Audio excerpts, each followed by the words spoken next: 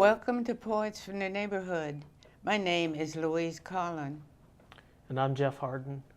Today, Louise and I will be reading our own poems. We hope you'll enjoy them.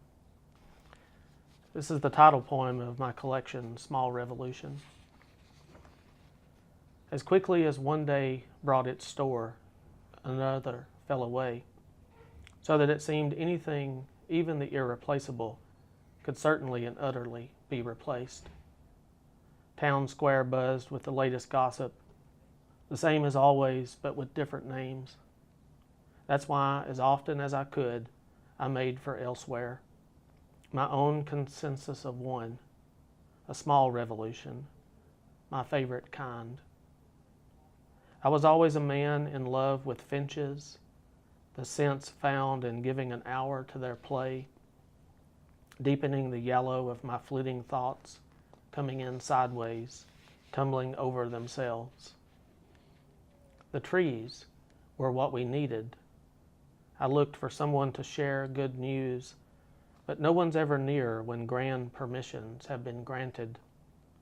So I spoke to the parse of wind down through blades of grass and all along the fine hairs of my arm. I lived that thought as though it might, in fact, resolve some issue soon made clear. For all I know, it did, and I remain. And all that's ordinary is what it is, because a moment realigned itself and did not need a witness to be true. Whispers by Louise Colln. And after I send him away, he comes whispering at my door. On his lying knees, he comes whispering at my door, whispering words that whistle like prairie winds when they reach my ear, if I care to listen, which I don't, though the whistle of the wind whispers through my soul. He says, there is a journey not taken, a road left empty, a destination never known. He says, I'll take you there and bring your wandering lover. He says, remember a wind that came into the late dark of a motel room to tell you hidden stories from the unknown sands of Nebraska? A woman looking to the west, caught by Indians and forced to run the gauntlet, and runs yet on windy nights. Buffalo and dinosaurs and ash covers all.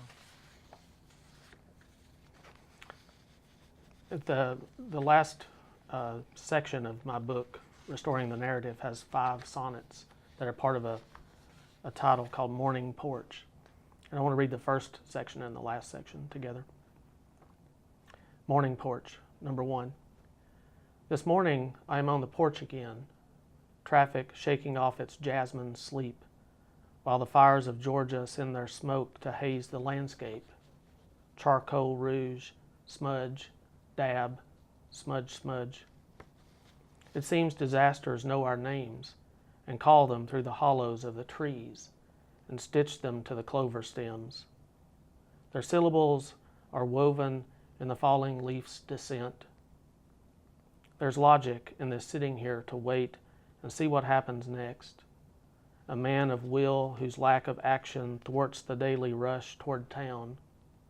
So subtle do I lift a finger, but only as a wave, the way my papaw stalled the road by nodding up a smile. In section 5. The turtle keeps its head above the surface, but the rest of it remains a secret. And though I love to watch the pond-side reeds, I see the only side the wind presents. The barn, reflected, now reflected on, is no less leaning than it's always been. First light is also fading dark, and time takes up its singing in the sycamore. This pageant, did it pass for my amusement, instruction?